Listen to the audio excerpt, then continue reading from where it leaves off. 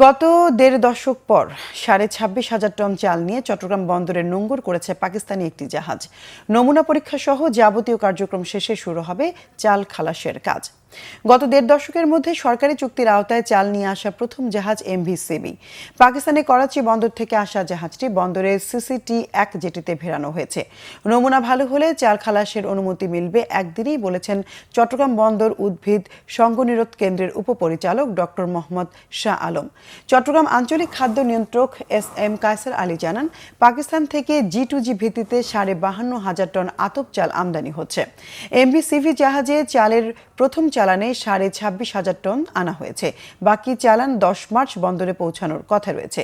সম্প্রতি পাকিস্তানের সঙ্গে প্রথমবারের মতো সরাসরি কন্টেইনার জাহাজ চলাচল শুরু হয়েছে।